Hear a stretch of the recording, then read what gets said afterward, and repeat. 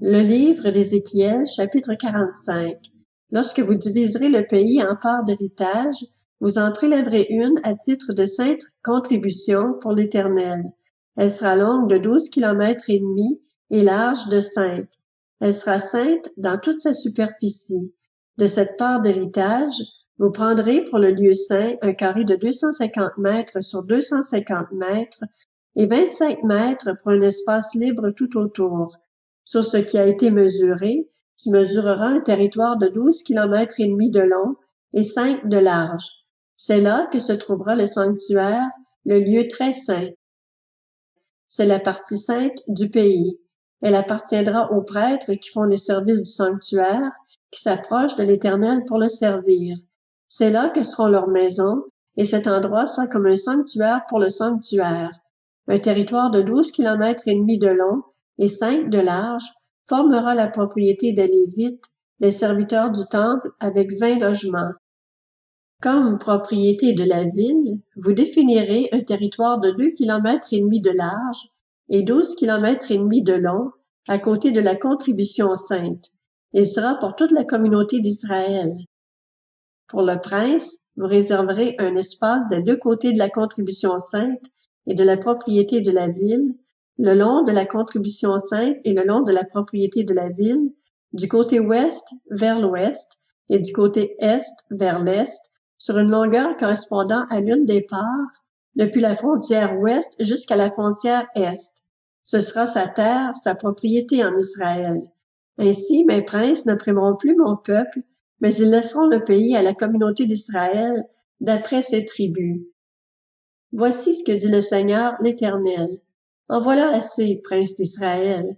Renoncez à la violence et à l'oppression, appliquez le droit et la justice, mettez fin à vos exactions envers mon peuple, déclare le Seigneur l'Éternel. Ayez des balances justes, des mesures de solide justes et des mesures de liquide justes. La mesure pour les solides et la mesure pour les liquides auront la même capacité. Le bat contiendra 22 litres et l'épha 22 litres. Leur capacité sera réglée d'après le homère. La pièce étalon sera de 10 grammes. La mine vaudra chez vous 20 pièces étalon, plus 25 pièces étalon, plus 15 pièces étalon. Voici la contribution que vous prélèverez. 4 litres pour 220 litres de blé et 4 litres pour 220 litres d'orge. Voici ce qui est prescrit pour l'huile, pour une mesure d'huile. 1/10 de batte pour un quart, qui correspond à 220 litres, puisque 10 battes font un homère.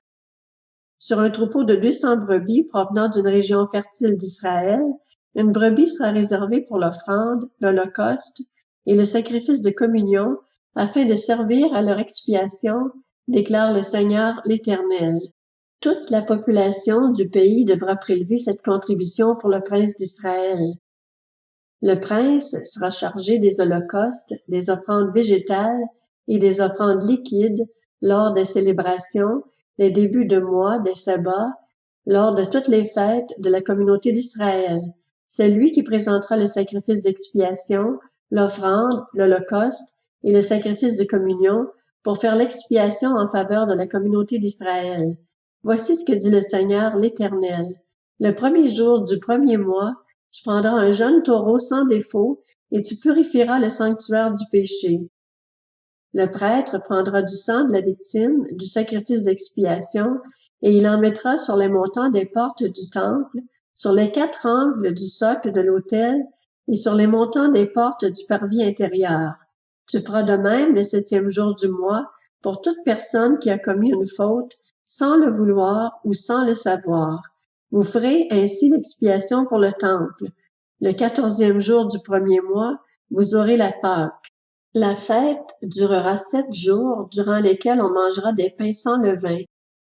Le prince offrira ce jour-là un taureau en sacrifice d'expiation pour lui et pour toute la population du pays. Pendant les 7 jours de la fête, il offrira en holocauste à l'Éternel 7 taureaux et 7 béliers sans défaut, chacun des 7 jours, ainsi que chaque jour un bouc en sacrifice d'expiation. Il fera aussi une offrande végétale de 22 litres pour chaque taureau et de 22 litres pour chaque bélier, avec 4 litres d'huile par offrande.